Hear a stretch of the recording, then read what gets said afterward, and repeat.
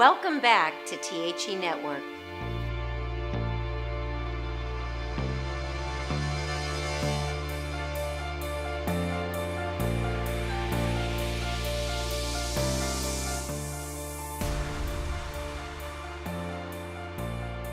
Welcome back. I'm Brian Oliver, and today we're doing part 2 of our bridal series. Today my model is Tina, and I'm going to show you a partial updo that can be used for a wedding or prom. So, today we're doing a partial updo. Now, depending on your client or project, whether it's an editorial, bridal editorial, or a bridal client, you can do one of two things. It can either be loose and whimsical, or it can be very finished and polished. So, you can do you have a few options when doing a partial updo. It can be loose and whimsical, or it can be more polished and finished, depending on the client and depending on the project that you're doing. So, for Tina here, and because she has such long, thick, beautiful hair, which is for the most part straight, I'd like to add some texture into it, and then do something not quite loose, but not too polished and too finished either. I'd like to keep some youthfulness and modernness to it. So, I'm going to start after applying the Shuyamura Thermo Cream. I'm now going to use a 1.5 inch curling iron and add some loose beach waves into her length. Now, depending on the hair, her hair is it's medium thick, but extremely long. So depending on how the hair holds or how much texture the client wants, you will use, the barrel appropriately. I like this, for her hair, I like the loose beach thick wave. So, now that we've curled it with a large barrel curling iron, I've gone from the nape to the crown. Now it's time to do the half up. Now you can do a middle part, a side part, a low side part, no part. Depends on what you want to do or what the client wants. For Tina, I'm going to do a low side part.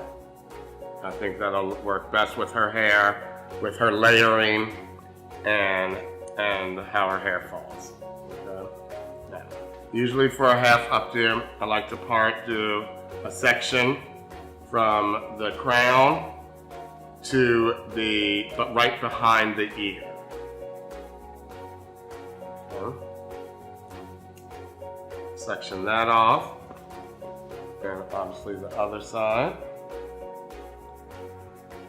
Now that I've parted off the section that we're going to put up, I'm now going to add some Shuyamura nourishing oil to the end just for shine and texture.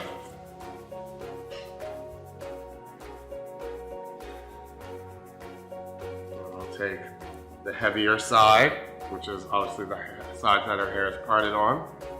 Now for someone like Tina who has really thick hair, you don't really need to do any back combing unless you're trying to get height, lift, or some sort of major volume. For her, it's not necessary. Now usually it can be, I would either go clean or have some pieces, but since she has layering, I think it'll be nice to leave some softness around the face out.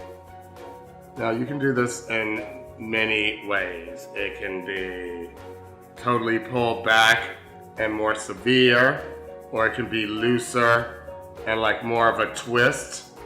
Now I kind of like this look, and it seems to be very popular and trendy right now with wedding and bridal and prom looks. Twist the hair almost like you're rolling it, and then you're going to anchor it with a bobby pin, or however many pins it takes, 1, 2, or more, depending on the hair, the length, and the weight. For Tina, she doesn't need that much. 2 pins will do it.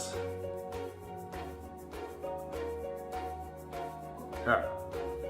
Now we're going to take the second side. I'm going to add a bit more wave back into the front pieces that I've left out.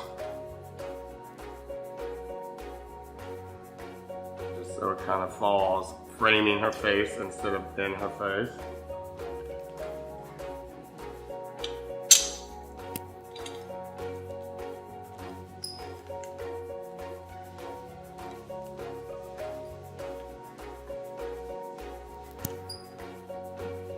So now that you've tied the two sides together, you can do, there are a few options you have. You can do a knot, a sort of knotted look.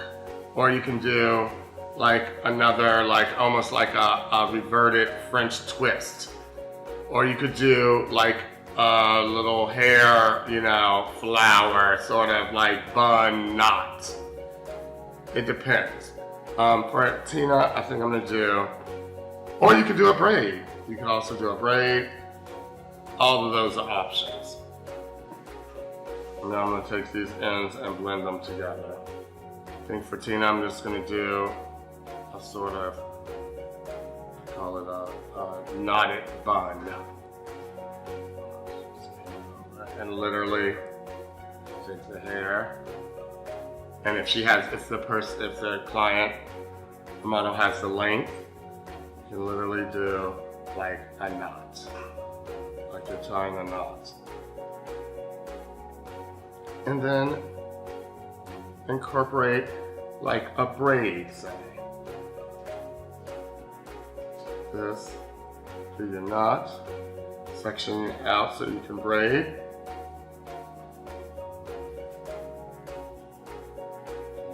Braid it right here. Halfway down the shaft, and then flip it again through.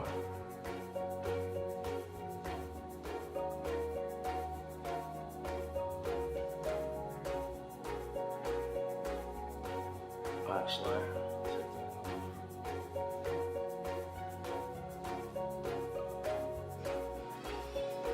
tie it, braid it.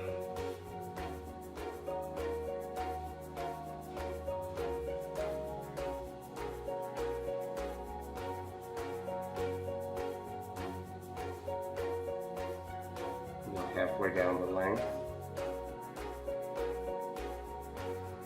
and then flip it back up through, reunite it.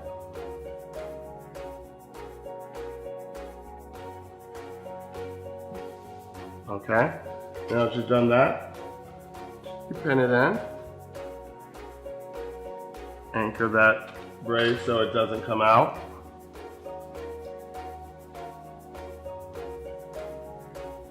Once again, there's so many variations and different things you can do depending on the look and the client's request and what have you. Now you can make it, like I said, like I like it clean around the face, but a little messier in the back. That way it doesn't look so staid, it looks a little more modern and youthful and hippie-esque. A lot of that seems to be the look, especially for younger clients. They want it to be more loose and whimsical.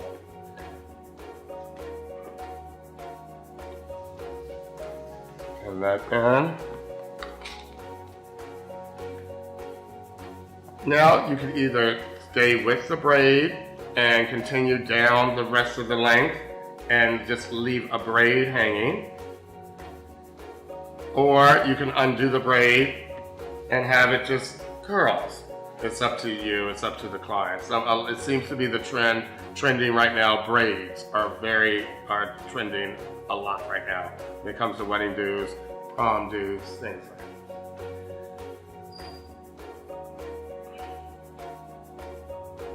I think either works. I would leave like a mid frame, actually I would leave it loose and curly. I think that's pretty. But you can do a braid, that's another option.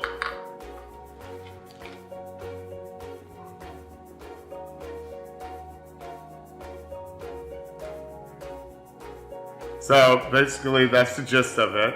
One more thing I'd like to add are hair ornaments. You have a lot of options these days with hair ornaments. They're trending a lot. You have flowers, combs, rhinestones, feathers, ribbons, you have so many options, tiaras and what have you, the list goes on.